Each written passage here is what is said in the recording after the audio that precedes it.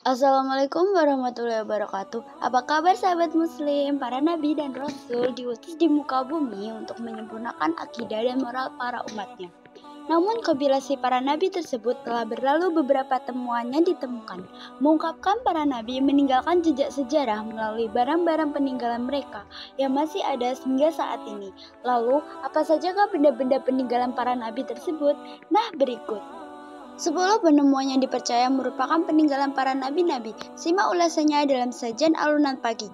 Namun sebelum lanjut, mari bersama tebar syiar Islam dengan cek tombol subscribe, like, dan share untuk berbagi informasi bermanfaat.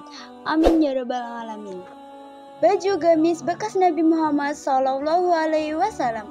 Meski tak pernah bertemu fisik, setiap hari umat Islam terus berdoa dan menyebut namanya dan mengakuinya sebagai Rasulullah. Memang fisik Nabi Muhammad tak lagi bisa dilihat, namun keberadaannya bagi umat Islam begitu nyata lewat peninggalan ajaran dan hadisnya.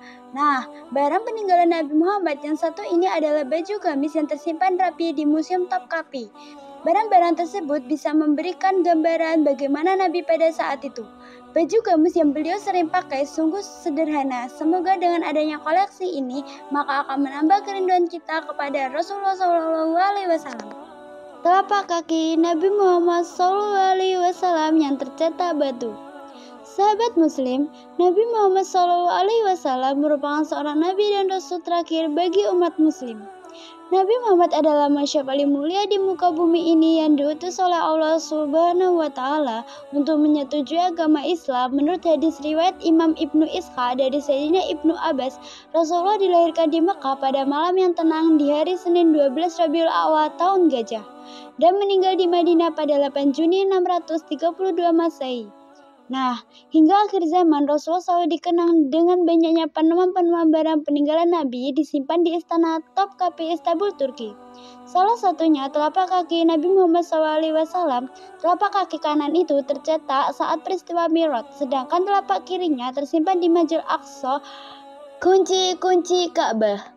Istana Topkapi merupakan museum barang-barang peninggalan para nabi. Koleksi paling penting dan bersejarah dalam Islam disimpan dalam ruang bernama Pavilion of Holy Mantle dan Holy Relic.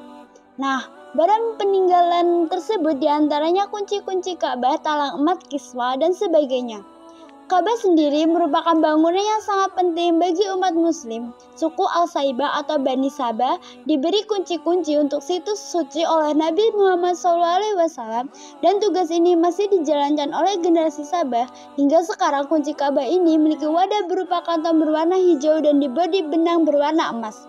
Kuncinya terbuat dari bahan besi sepanjang 35 cm, namun hingga sampai saat ini kunci Ka'bah kini bentuknya telah berbeda menyesuaikan zaman. Replika kunci Ka'bah yang terbuat dari emas murni tersebut disimpan oleh kerajaan Arab atau anggota tertua dari Bani Saibah. Semoga saja kita diberi kesempatan untuk bertadang dan beribadah ke tanah suci ya sahabat muslim.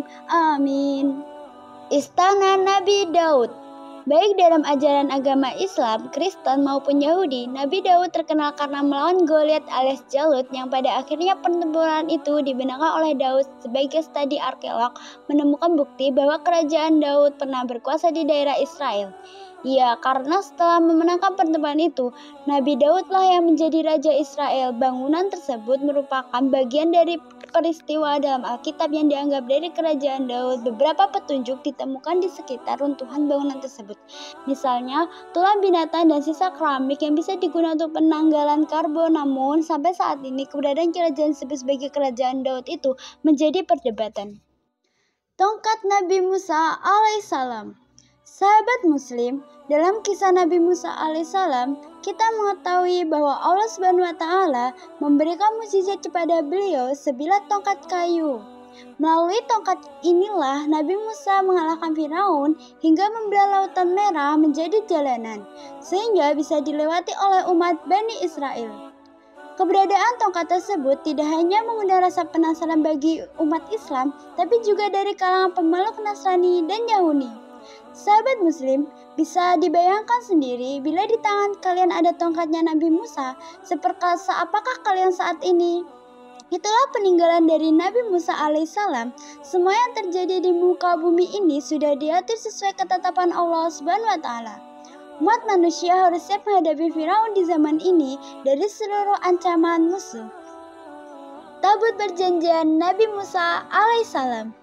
Institut Pencarian Arkeolog Alkitab atau BAS yang berbasis di Amerika Serikat mengumumkan bahwa penelitiannya diduga telah menemukan lokasi peninggalan Alkitab yang berisi 10 perintah Allah yang diwahyukan kepada Nabi Musa. Perjanjian dianggap oleh beberapa pihak sebagai misteri terbesar dari semua harta yang tersembunyi. Menurut para arkeolog, base kitab tabut perjanjian itu pertama dikirim ke Mesir, lalu kemudian dibawa ke Ethiopia. Tabut sendiri adalah sebuah peti yang dibuat oleh pengrajin dari Bezalel, bentuknya terbuat dari kayu akasia dan dilapisi oleh emas. Dan katanya, siapapun yang berhasil menemukan tabut tersebut, maka keagungannya dan kejayaan mereka akan kembali dan dapat menguasai dunia. Penemuan bagian kereta Raja Firaun di Laut Merah. Kisah mengenai mukjizat Nabi Musa yang membelah Laut Merah dengan tongkatnya untuk menghindari kerajaan Firaun dan bala tentaranya tentu sudah tak asing lagi di telinga kita. Seorang arkeolog bernama Ron White pada akhir tahun 1998 menyatakan bahwa dirinya telah menemukan beberapa bangkai roda kereta tempur kuno di dasar Laut Merah ketika mengejar Nabi Musa bersama para pengikutnya. Selain menemukan bangkai roda kereta tempur, White juga menemukan beberapa tulang manusia dan tulang kuda di tempat yang sama. Penemuan ini memperkuat bukti adanya dugaan bahwa sisa-sisa tulang tersebut merupakan bagian dari kerangka para tentara Firaun yang tenggelam di Laut Merah. Dasar Lautan Merah dengan posisi kereta diri dan tertutupi karang. Apabila karangnya dibongkar dan dilihat dari jarak dekat, maka akan jelas poros roda kereta kudanya benar-benar penemuannya bersejarah. Pedang Nabi Muhammad SAW. Sahabat, kalau benda berupa pedang ini merupakan senjata yang sering digunakan oleh Nabi Muhammad SAW ketika melawan musuhnya. Di beberapa tempat yang paling populer adalah Per al-Matur, pedang yang dimiliki beliau sebelum menerima wahyu pertama di Mekah, panjangnya sekitar 100 cm. Pegangannya terbuat dari emas berbentuk dua kepala ular. Ini merupakan pedang peninggalan beliau yang dimuseumkan di Museum Topkapi, Istanbul, Turki. Candi Borobudur peninggalan Nabi Sulaiman alaihissalam. Ketika Anda mendengar kalimat tersebut, mungkin sedikit bingung kan? Apakah benar Nabi Sulaiman diturunkan di Indonesia? Penasaran kan? Jika kita melihat sejarah Candi Borobudur dilansir merupakan peninggalan Nabi Sulaiman alaihissalam. Fahmi menyebutkan Nabi Sulaiman sendiri telah menunjukkan nama seperti orang Jawa yang diawali oleh Su. Dari 25 nabi, hanya Nabi Sulaiman yang berawalan Su. Selain itu, negeri Sabah seperti yang disebut dalam Al-Quran ada di Indonesia, yaitu Wonosobo. Bangunan yang tidak terselesaikan oleh para jin karena mengetahui Sulaiman wafat di Borobudur.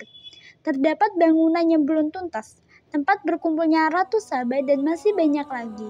Tak banyak orang yang mempercayainya, wallahu alam, hanya Allah yang mengetahui.